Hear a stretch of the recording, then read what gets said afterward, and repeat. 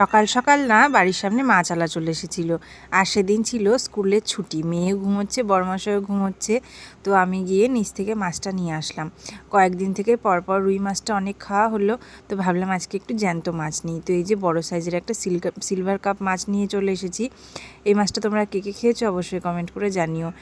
খেতে কিন্তু বেশ ভালোই লাগে। মাছটা যত বেশি বড় হয়, মানে সাইজে বেশি বড় হলে খেতেও বেশি টেস্টি লাগে।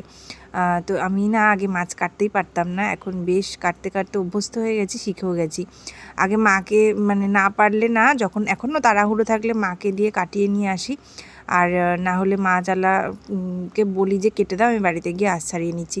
কিন্তু আজকে ওই মাছআলার কাছে না বটি ছিল না, ওই জন্য আমি বাড়ি নিয়ে এসে কাটলাম। তো নিজে কাটলে কী হয় বলো তো, সাইজগুলো বেশ মন পছন্দ মতো ছোটো বড়ো করা যায়। তো দেখো অনেক কয় পিস কিন্তু হলো, আর মাথাটা বড় ছিল বলে আমি 2 টুকরো করে নিয়েছি। এখন বেশ ভালো করে জল পাল্টে পাল্টে অনেকবার করে ধোবো। আর মাছ যত বেশি সাদা করে ধোয়া যাবে ততই বেশি টেস্টি লাগে, আর রক্ত রক্ত থাকলে ভালো লাগে না।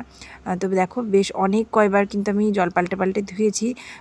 তো আমি ভিডিওটা ফাস্ট করে দিয়েছি বলে তোমরা হয়তো বুঝতে পারোনি। আর বেশ অনেকটা তেল ছিল, তেলটা দিয়ে আমি শাক রান্না করব। মাছ ধোয়া কাটা কমপ্লিট, এখন ঘরে যাই।